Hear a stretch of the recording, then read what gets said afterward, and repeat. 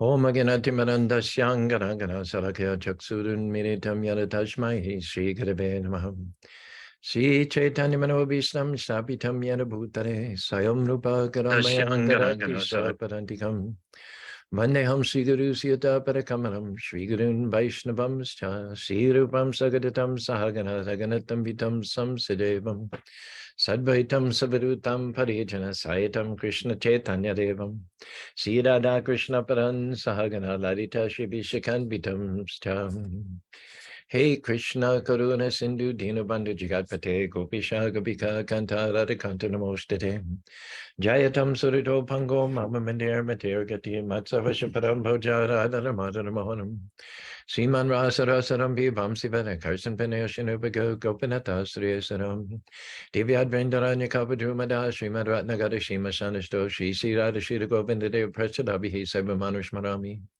Namo Brahmanya Devaya Go Brahmanya Taya Jagati Taya Krishnaya Govindaya Namo Namo Mangalam Bhagavan Vishnu Mangalam Guru Rajaja Mangalam Padarikacho Mangaraya Tanori Om Narayanaya Vidmahi Vasudevaya Dhimahi Tano Vishnu Prachodhyate Om Mahadevi Chavidmahi Vishnu Padita Dhimahi Tano Lakshmi Prachodhyate Mahadakshmi Namastibhyam Sare Sare Hari Pare Namastibhyam Dere Tapta Kanchana Gonigira Arvindavaneshwari Vishavana Sute Devi Pranamani Pari Pre Nama Om Vishnu Paraya Krishna Pastaya Bhutare Srimati Bhakti Vedanta Shami Namaste Sarasati Deva Gauravani Pachari Nirvishesa Sunyavadi Praskata Desa Sri Krishna Chaitanya Prabhu Nityananda Shri Advaita Gadadhar Shiva Sri Gaur Bhaktavindam Hare Krishna Krishna Krishna Hare Hare Hare Ram Ram Ram Hare Hare.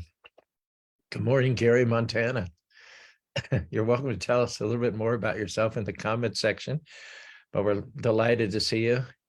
Having attended all 3 sessions this week, Motivational Monday, Transcendental Tuesday, and Wisdom Wednesday. Govinda Dev, fresh off of our conference call last night, in which we discussed the wonderfully well-attended Saturday night program last weekend in Salt Lake City. And Jean, thanks for joining us. And Rob is somewhat recovered, although very tired, with us here on Zoom. Bye, Bobby just dropped in as well. We're going to move to another verse, although it's not unrelated from what we've been talking about. What we have been discussing was the despondency of Yudhisthira and how ultimately Krishna referred Yudhisthira to Bhisma, the great warrior and grandfather and sage, for the alleviation of his depression. In that regard, we jump forward to the next chapter, 9th verse. This is 199 of Srimad Bhagavatam. Tam sametan maha bhagan upalabja vash utama pujam ashu dharmogyo desha kala vibhagara. There's some very good points in this verse. One is that Bhisma is described as the best of the 8 Vasus. The story is that in his previous life, there were 8 Vasus that lived in the celestial planets. They were enjoying themselves in the forest when the wife of the eldest of the Vasus, who was Bhisma in his past life, and his name was Dyu. The wives of the Vasus spotted this excellent cow, and they asked their husbands to steal it. This cow was Nandini. She was the daughter of the wish-fulfilling cow, Saravi. The problem was that she was owned by the sage Vasishta. So Dyu enlisted the help of his 7 brothers in the effort to steal Nandini from Vasishta. Vasishta caught them in the act and cursed them to be born as mortals, to be born on earth and suffer a miserable life. They all prostrated themselves before Vasishta and asked him to take the bite out of the curse. So he did show mercy to the 7 younger brothers of Dyu, telling them that they would be liberated soon after their birth. However, because Dyu was the inciter and the gang leader, the organizer of the theft, the head of the gang, he was cursed, just the opposite, that whereas his brothers would live and be liberated shortly after birth, he would live a long, long life. But the curse was somewhat mitigated in the sense that he would be very, very famous and very, very accomplished. Ju took his next birth as a son of Santanu and Ganga. Santanu had married Ganga. Santanu was immortal, but some or other he captured the attention of Ganga, the personification of the river, who is immortal. This immortal, Ganga, agreed to marry Santanu only on one condition, that he would never criticize her. She said that as soon as he would criticize her, she would leave and return to the heavenly planets. Well, what happened was Ganga had 7 sons by Santanu, and you guessed it. She went to the river as soon as each one was born and drowned them. Santanu had no idea why she was doing this. He just took her as a cruel witch, but he didn't say anything. For the first infant death, the second infant death, he put up with this 7 times. But when she went to drown the 8th child, he said, "You wicked wretch, how can you drown your own children?" So according to the earlier agreement, he'd broken that, and she left, but not before telling him the backstory that, her 7 sons had been the Vasus, and in fact, it was mercy upon them that she drowned them because they would not have to sojourn on earth very long. The 8th Vasu was saved from drowning. And again, he became known as Devabrata. He lived a long time. He's the only character that lived throughout all of the incidences of the Mahabharata. And what happened when Santanu criticized Ganga? She took Devabrata, she took her newly born son away, promising Santanu that she would return him in due course of time. Now, during that time in his infancy, when he was brought up by his mother, she gave him over to so that he could be trained by many, many eminent sages. Listen to the list of teachers and tutors that made Bhisma what he was. When you read this list or you hear this list, it will not surprise you that he was the foremost warrior and scholar of the age.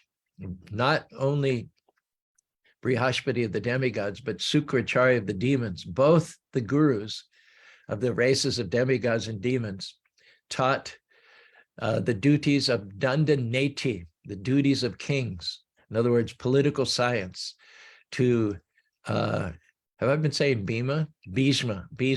The sages Vashishta and Chayavana taught the Vedas and Vedangas to Devabrata.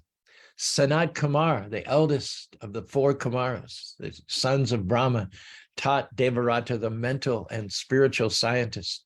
Markandeya, he's the immortal son of Mrikandu, of Brigu's race, who had acquired everlasting youth from Lord Shiva, as described in the 12th canto of the Bhagavatam, taught Devabrata the duties of the Yatis. Parasura, who killed the Kshatriya races 21 times, the son of Jamadagni, taught Bhishma in warfare. And Indra, the king of the demigods, bestowed celestial weapons on Bhisma. Not surprising then that he was the preeminent warrior as well as scholar of the day. Laboring under the curse of Vashishta, he often used to go to the bank of the Ganges, where the young boys, the young Pandavas, his students in both warfare and political science, would see him emitting long, heartfelt sighs. Bhisma was aware of his having been cursed to live a long life on earth. He saw all the conflict, all the betrayals, all the conspiracies of Duryodhana against the Pandavas. His sympathies were clearly with the Pandavas, but because he had accepted his maintenance from the Kauravas in general, he couldn't do much personally to protect them. In fact, not only could he not do much personally to protect them, but he was obliged to fight against them during the Kurukshetra war. He lost his life at the hands of Arjuna. He lay on the bed of arrows for many, many days, finally gave his life up at the age of 256 years old. How is it that he lived so long? And how is it that he lived for some 50 days on a bed of arrows where his body was pierced through and through by arrows? And the answer is that has to do with another story. His father wanted to get a second wife after Ganga left him. And he became smitten by a fisherman's daughter named Satyavati. When he went to ask Satyavati's father, the king of the fishermen, for her hand in marriage, he made the stipulation that Bhishma, well, he didn't actually make it directly, but he said that he wouldn't give his daughter in marriage because Shantanu had an older son who was the heir to the throne. And not only that, he was also concerned that when Bhisma married, his sons would be rivals. Once Bhisma was no longer in the picture, his sons would be rivals of Satyavati's sons. The father of Satyavati then refused to give his daughter in marriage to Santanu. Santanu didn't say anything to Bhisma, but he was moping around the house, and being the good son he was, Bhisma or Devarata he wasn't known as Bhisma yet. Bhisma being one who takes a terrible vow. So we'll see in a moment how he came into that name. He wanted to relieve his father of his depression. So he backtracked and found out where it was his father had most recently gone. And he talked to the father of Satyavati, the king of the fishermen, and learned what had occurred. And in order to rectify the situation and clear the path for his father to marry a second wife, he promised that he would not be king. He would abdicate his right as king, which was an awesome promise. But the next promise he made was even worse. The fisherman then brought up the point that, well, you may abdicate king, but then you'll get married. You'll have sons, and then your sons will fight with my grandchildren. Then Bhisma made a second vow. And as he made this vow, the demigod showered flowers and they uttered Bhisma, Bhisma. That meant someone who's taken a terrible vow. So what was so terrible about the second promise of Bhisma? Well, Kshatriyas were allowed not to have just one wife, but many wives. They were able to practice polygamy in those days, as long as they had the means to maintain them. Second vow of Bhisma was that he would never marry. He would remain celibate his whole life. That was an extraordinary vow for a warrior, for a Kshatriya. And that earned him the name Bhisma, which means one who takes a terrible, terrible vow. Throughout his whole life, Bhisma lived for others. He gave up his own rights. He gave up his own claims. He gave up his own heritage. He gave up his own comfort. He gave up the kingdom. He gave up marriage. He gave up family life. He lived as a brahmachari, as a celibate, amongst warriors in the palace, amongst beautiful ladies. He gave of himself to train not only the Pandavas, but the Kauravas. All the youth of the Kaurava dynasty were trained in the military arts and political sciences by Bhisma. There was none more well-versed in all the arts and sciences than Bhisma. He was the teacher. When Arjuna faced Bhisma, I think Arjuna had more trouble fighting with Bhisma than he did with any other person on the opposite side. He said, Pujarodi Sudam, Katam Bhisma Hang Sanke Drona Chamadusare Subi Patiruchanam Pujarodi Sudana. He said to Krishna, he declaimed to Krishna that facing me are Dronacharya and Bhisma, my teachers, my cousin brothers, and particularly Bhisma. He said I should be throwing flowers at him and not throwing arrows. I owe everything I've learned, not just the techniques of martial arts and diplomacy, but my character itself, my very character itself, my sense of self-sacrifice, any nobility that has awakened within me was done so by the association, by the teacher and mentorship of Bhisma. Arjuna recognized that he was who he was more because of Bhisma than any other personality there on the battlefield. And indeed, before the battle started, he and Yudhishthira shot their arrows, which fell at Bhisma's feet. What they meant by that was to ask Bhisma's permission. They would not contend against Bhisma without Bhisma's permission. They had practiced this etiquette their whole life. They never embarked upon any endeavor without checking with and getting the permission of their guru. And so they shot their arrows by means of worshiping the lotus feet of Bhisma. And when he nodded, when he gave the green light, then they started fighting. One of the reasons that Krishna referred Yudhisthira to Bhisma to relieve his despondency, as you recall from the first 2 days of this week's classes, Yudhisthira was suicidal. He was clinically depressed by the fact that so many warriors had died in order that he become king. No one could relieve him, not Vyasadeva, not the sages, not Krishna himself.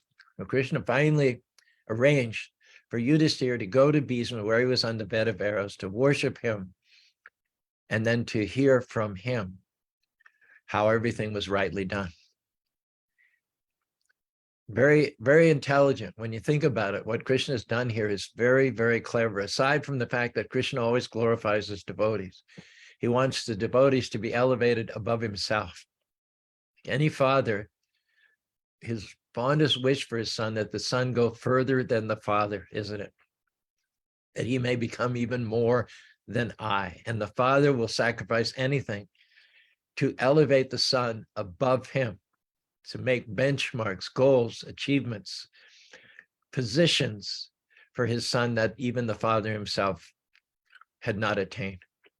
Lord Chaitanya Mahaprabhu traveled around India, spread the culture of chanting Hare Krishna, Krishna Krishna, Hare Hare, Hare Ram, Ram Ram, Hare Hare. He was none other than God. Vairaga Vidya Nidhi Bhaktinam Shikshartame Kaparusha. Sri Krishna Chaitanya Sarihudari, Kripambara Hamsham Tarvapadhyaya. Lord Chaitanya was Krishna himself in his devotional form, teaching us how to love God. He was God in his devotional incarnation, and he traveled all over India, and he revived the chanting of Hare Krishna, but he didn't open any temples. He certainly didn't spread the mission beyond the shores of India. Hopefully, fast forward a few generations, and Bhaktisiddhanta established 108 mats all over India. And then Bhaktisiddhanta's spiritual child, Bhaktivedanta Swami, planted the seeds for what are now 800 temples all over the world in every continent. It could be said that Bhaktivedanta accomplished more than Bhaktisiddhanta, who accomplished more than God himself, Sri Chaitanya Mahaprabhu. But that's the culture. That's what bhakti means. You give mind, body, words to the Lord, and the Lord surrenders himself to you. He wants his devotees to be honored and elevated above even his own position. But aside from that consideration, which is the main consideration, it's interesting to note that Bhisma had fought against the Pandavas. If Krishna could send Yudhisthira to Bhisma, who himself is mortally wounded on his way out in his last days, he's mortally wounded. And if he can hear from Bhisma, who had been defeated, whose cause had been subordinated under the wheels of the Pandavas' chariots, and Bhisma could say, all this has been rightly done. If Bhisma could express his happiness at the outcome, then that would be the best chance to relieve Yudhisthira of his stress and anxieties. If he could hear from the defeated that they were happy to be defeated, that would be the best chance of relieving Yudhisthira. All along, Bhisma's sympathies were with the Pandavas. Even as children, he noted their high character as opposed to Duryodhana and company. He noted that they were full of integrity, full of restraint, as opposed to Duryodhana. The Pandavas were not ambitious. They were not greedy. All of these went over to Duryodhana and his 100 brothers. He was bound by certain obligations, having received maintenance, support, an honorarium, salary from Duryodhana. He was bound to fight against the Pandavas, but his sympathies were always with the Pandavas. He always tried to advise against Duryodhana's rash courses of action in the assembly hall. He always advised Dhritarashtra to some or other curb, control his son, for which he incurred the rancor of Duryodhana. Duryodhana did not like Bhisma at all. In any case, it is to Bhisma that Krishna sends Yudhisthira after Krishna's failed to convince Yudhisthira, after Vyasadev's failed to convince Yudhisthira. So Bhisma is the political scientist as well as the warrior. Anyone who's familiar with communications knows that there's one constant in this world, and that constant is change and variety and diversity. There are different climates, there are different audiences, there are different situations in different parts of the world. And if one has to discharge the duty of preaching the message of the Lord, any experienced preacher must be aware that expertise in adjusting things in terms of time, place, and audience is required. You can't just preach something that is in your mind or preach something with which you're infatuated with at the moment. When you preach, you're always preaching, communicating to someone, either an individual or collective individuals in the form of an audience.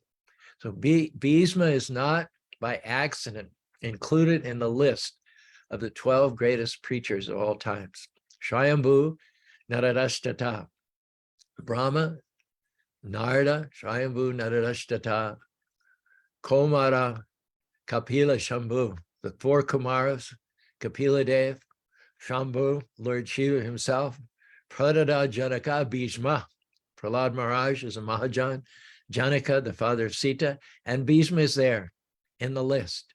Balavyasaki Vayu, as well as Sukadeva Goswami and Bali Maharaj.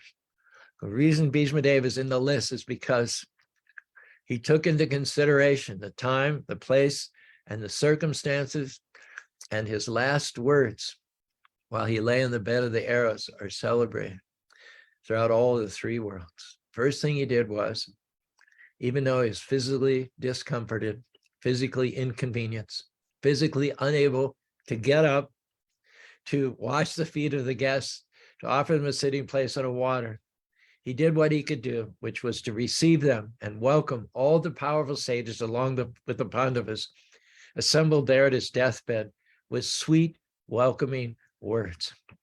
Now, another thing that's very instructional is that the main order of business here is to get Yudhisthira to accept the throne. Right now, he's balking.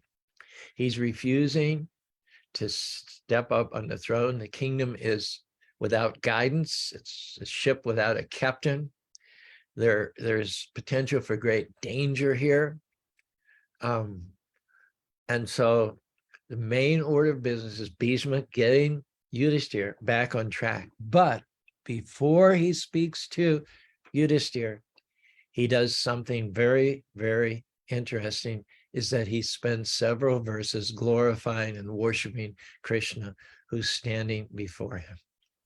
What he's doing is the same thing that Prabhupada did when his ship plied into Boston Harbor, and Prabhupada saw for the first time the North American continent, United States of America, the vastness, the almost impossibility of the task before him, a foreign country with different values, addicted to meeting, intoxication, illicit sex, and gambling.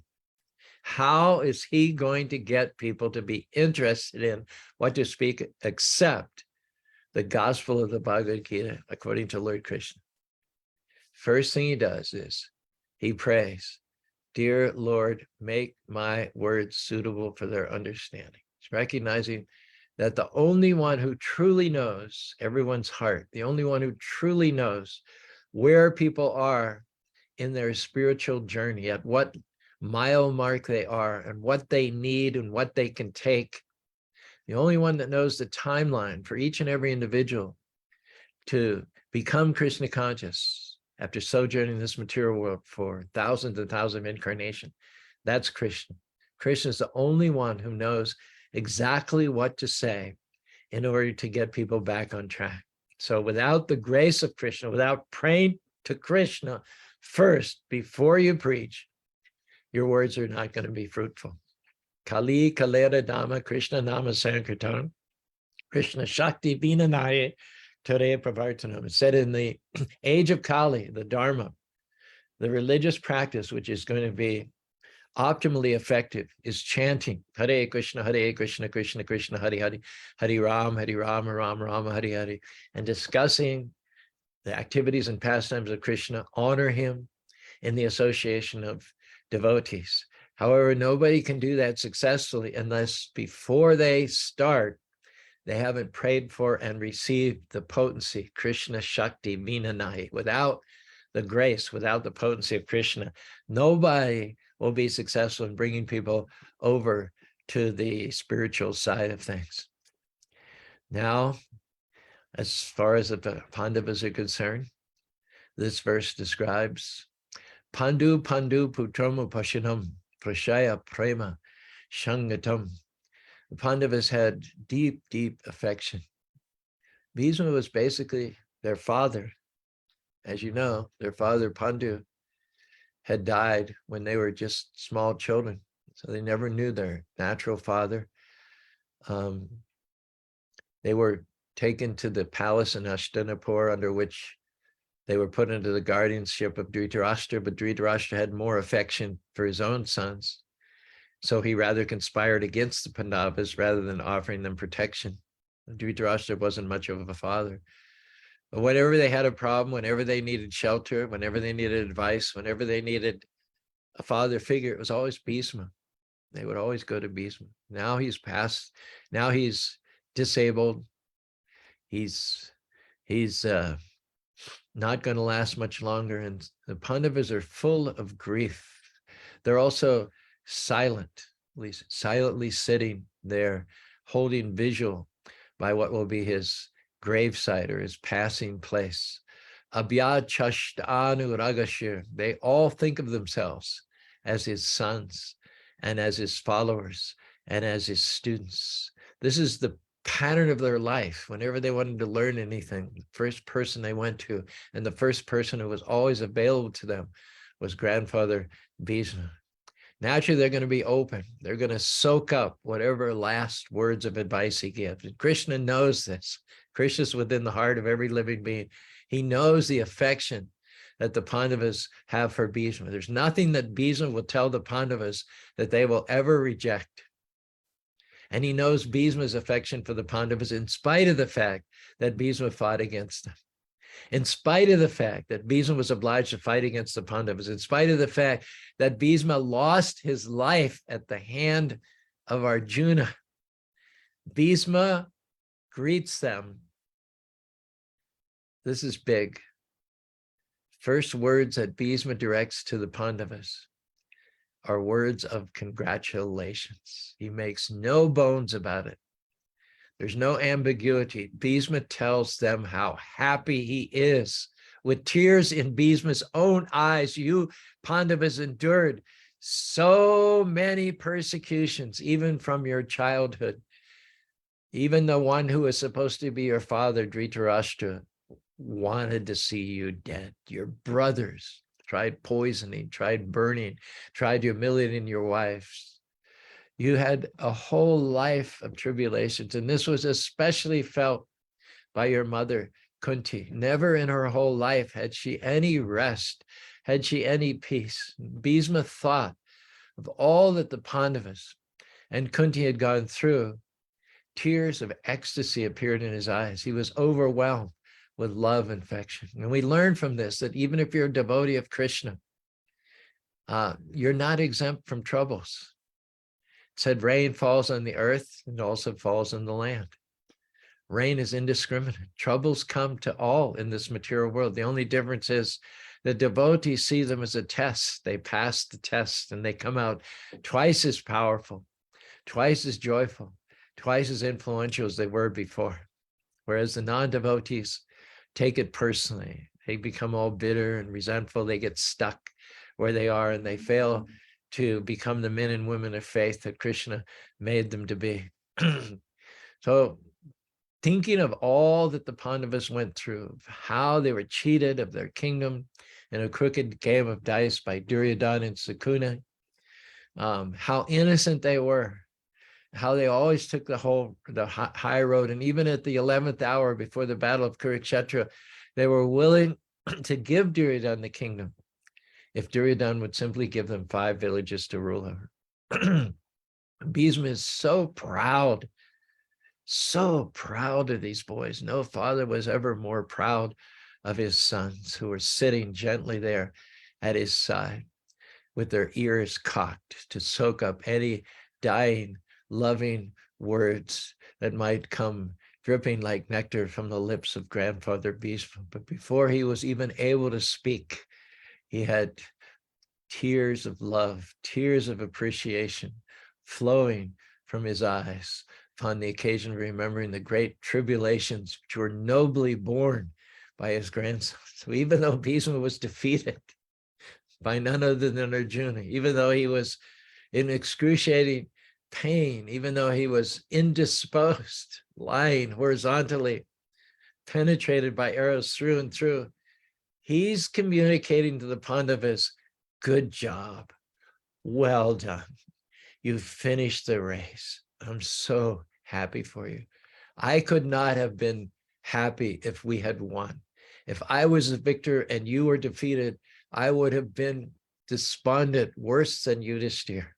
The best outcome has come about. I'm completely satisfied.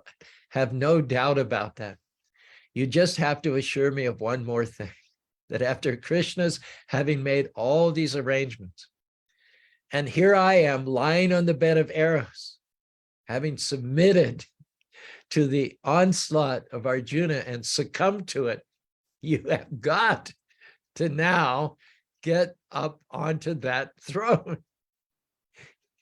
You can't stand there and negate all the elaborate arrangements which have been made so that you would replace Duryodhana on the throne and open the gateways, Mahatsevam, daughter Maharivuktam, open the gateways for the citizenry to go back home, back to God. All the terrible sufferings, all the persecutions, all the injustices that you good souls endured. After all, Yudhishthira is the son of Dharmaraj. He's the son of religion personified. He did not bend. He did not break. He did not err even one angle of degree from his posture of pure righteousness and integrity. You 5 boys should have been killed 10 times over by Duryodhana, and yet here you are. Here you are. There's a reason for that. And unless you step up onto that throne, my boy, and here's the teacher giving an ultimatum to his son. Here's the father giving an ultimatum, teacher giving an ultimatum to a student, a father giving an ultimatum. The massacre, the loss of lives which you're lamenting, don't make it pointless by now chickening out. It all had a point, and right now you have to step up onto the throne.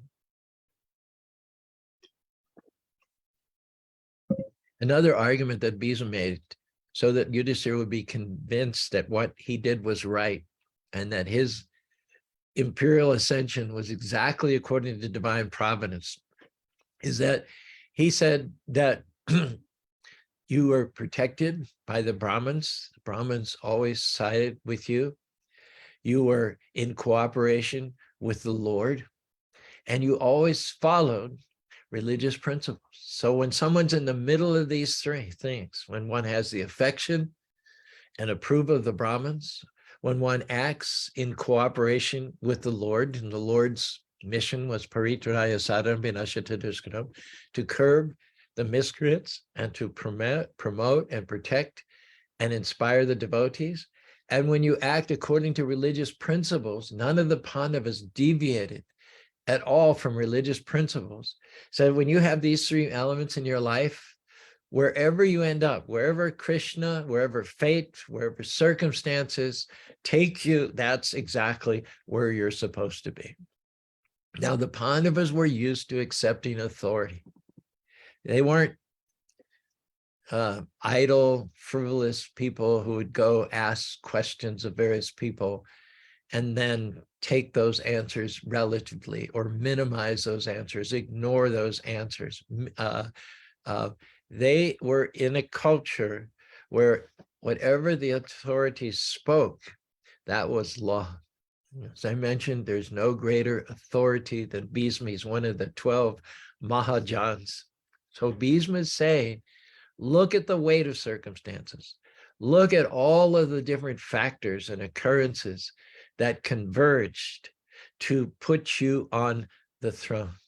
Look at Bhima, the greatest club warrior in the world. Look at Arjuna, the greatest archer, who has none other for his bow than the great Gandiva. And look at the fact that Krishna, the Supreme Personality of Godhead, is your chariot driver. When you consider all the material and spiritual resources that have been marshaled and required in order that you ascend to the throne, you have to conclude that it's unavoidable, that you're exactly where you're supposed to be. None other than the Supreme Personality of Godhead, Sri Krishna, has descended from the spiritual world, taken a personal concern in your affairs, become the well-wisher of you and your 5 brothers. Everything points to you taking those few steps up onto the throne. Despite the power of your pious acts, despite the power of your personalities, despite the fact that Yudhishthira is the son of Dharmaraj, Indra is the father of Arjuna, Vayu is the father of Bhima, the twin ashrams of the father of Sakala and Sahadev and Nakula. In spite of all these things that you had going against you, nevertheless, you suffered so many practical reverses. And the only way to explain that is it was the inevitable plan of the Lord. The Lord is identical with those changes which take place in our lives. We can't expect that everything be the same day in and day out. We can't cling to those things which are in the past. Rather, we need to develop a mindset of looking forward to the new things that Krishna has in mind. Krishna doesn't stay in one season. He works in one season, but then following one season comes another season. Krishna always has new things out in front of us. And that's why, again, as preachers, we have to see the Lord in change. Kalo shmin loka saya krampiram. Change comes about due to the immutable, inexplicable wish of the Lord. There's nothing that's to be lamented when circumstances align themselves, which are beyond the control of any living being. No one can discern the plan of the Lord. Even great philosophers, scientists, demigods, yogis, no one has ever been able to discern the plan of the Lord or to predict what he was going to do. It is said the Lord works in mysterious ways, his wonders to perform. He plants his footstep on the sea and rides upon the storm. Deep in unfathomable minds of never-failing skill, he treasures up his bright designs and works his sovereign will. You fearful saints, fresh courage take, the clouds you so much dread are full with mercy and will break in blessings on your head. Judge not the Lord by feeble sense, but trust him for his grace. Behind a frowning providence, he hides a smiling face. His purposes will ripen fast, unfolding every hour. The bud may have a bitter taste, but sweet will be the flower. Blind unbelief is sure to err and scan the work in vain. God is his own interpreter, and he will make it plain. Bhisma says to the Pandavas, in effect, no one since time immemorial, including even great demigods like Brahma and Shiva, have ever been able to ascertain the real plan of the Lord. So what can we understand about it? Here in Spanish Fork, we often get visitors cross the threshold. They have a look of amazement on their face. Their jaws are dropping. They can't believe what they see. And oftentimes they ask the question, how in the world did this Hare Krishna temple get in the middle of Mormon-dominated Utah? How did Krishna come to Zion in such a grand elaborate way.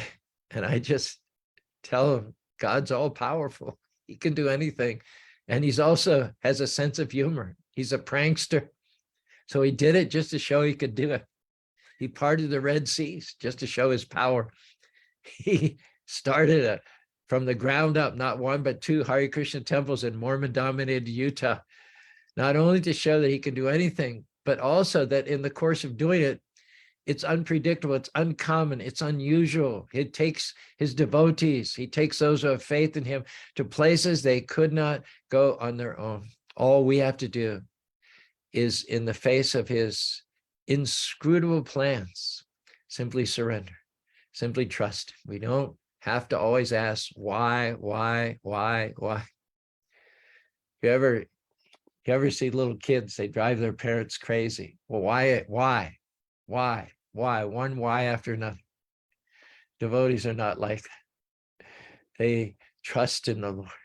They sign the contract before the contract is written. They take the blank page and they put their name on the bottom and they say, basically, Lord, whatever it is that you're going to send me through, whatever it is you're going to do, I know that you're going to give me the power and the ability. I know that you're going to move heaven and earth to bring me through this, to accomplish my dreams, to honor you.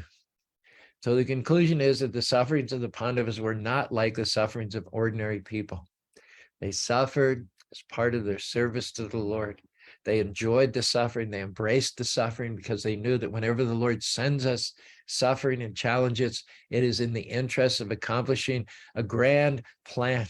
You don't have grand suffering unless the Lord wants to make you part of a grand plan. And the Lord's plan 5,000 years ago was to establish the kingdom of virtue by moving heaven and earth to replace the godless Duryodhana on the executive throne with the God-fearing, the God-centered, the highly righteous and highly devoted King Yudhisthira and his four righteous brothers, the Pandavas. Hare Krishna, Hare Krishna, Krishna Krishna, Hare Hare, Hare Rama, Rama Rama, Hare Hare. Well, thank you very much for joining us. Are you up to saying a few words, Rob? Yes, Prabhuji, thank you. I had to make up for the last couple of days. That sounds hopeful. Hopefully it comes out well enough with this gravelly voice. So give Krishna your mind, body, soul, and you will surpass your transcendental goal. Nice. Pray before you preach. Uh-huh. That's yep, that's exactly what we're saying. Meet them where they are for your preaching to go far. Oh, I love it. Is everyone on Facebook catching these nuggets? We don't need to understand, just know that Krishna has a plan, then do our best and he will do the rest. I think you might have been listening this morning. Yeah. Everything has a purpose. Do your part and don't make it worthless. That is exactly what Bhisma said too. That is exactly the same advice that Bhisma gave to Yudhisthira. When you and God cooperate, everything is good and everything is great. You're on a there's roll. There's even there's more. a reason to every season. Those last few you pulled out just in the last few seconds of the talk. That's when all the best ones come. Krishna is all powerful, not is out of his control. Whether it moves or is still, everything is Krishna's will. All your words, Rob, increase our trust and our faith in the Lord's plan. Not our understanding. It's not given us to understand, at least not at this point in time. Our job right now is to trust. That's all. And I just wanted to say that I think your message of meeting people where they're at when you're preaching is so key. I've experienced that myself, even within the devotee community, where sometimes someone wants to just come up over the top with how knowledgeable they may be, and it just leads to frustration, confusion, and a lack of trust in the person that's preaching. But when you meet somebody where they're at, there's so much gratitude, understanding, and welcomingness in that method of preaching. And I'm very grateful for those that have done that for me. And we've got beautiful people like that up in Salt Lake. We've got yourself, we've got Sundari Priya, we've got Govindadev, we've got Prashant, we've got so many very down-to-earth, person-based preachers. That's what you have to be. You have to be person-based. When people walk through the door here in Spanish Fork and I'm in the lobby, I say, are you local or are you traveling through? And if they're local, I ask them if they've been here before. If they haven't been here before, would you like me to show you around? If you're traveling through, where are you coming from and where are you going? And usually that opens a door to them, for them to share their story with us, you know. And most people are interested in themselves. I mean, you can't avoid it, you know, their prime interest is themselves. So when you show interest in them, they can't help but open up. You know, it's their favorite subject.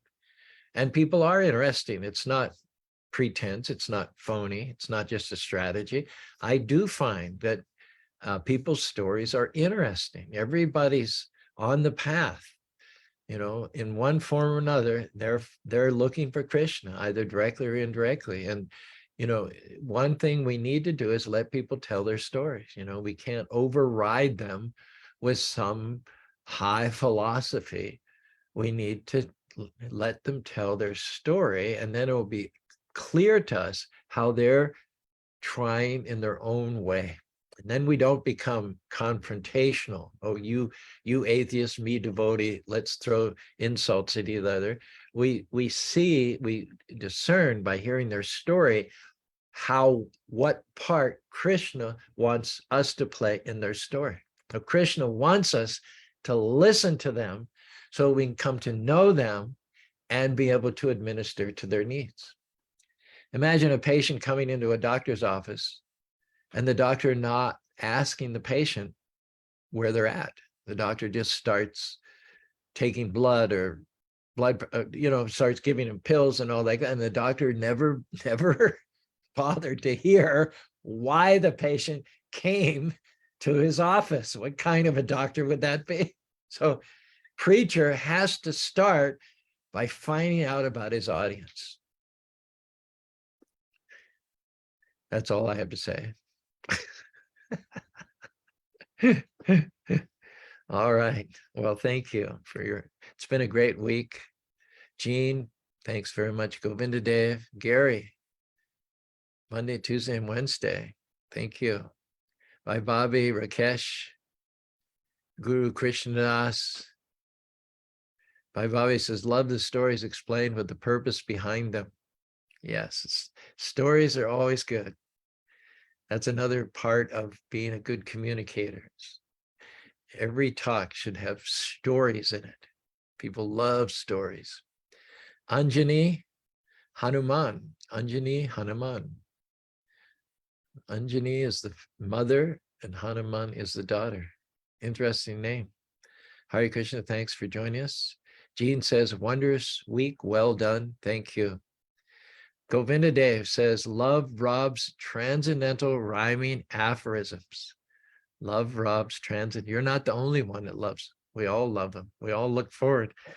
I'm sure some people are thinking, okay, Caru, that's enough, Caru. You've said enough. Now I want to hear Rob's wrap up, you know, button it up, Caru.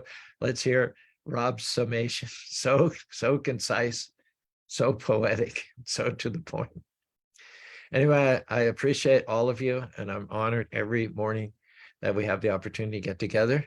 I'm just counting on the days until next Motivational Monday. In the meantime, Hare Krishna, Krishna Krishna, Hare Hare, Hare Ram, Rama Rama, Hare Hare.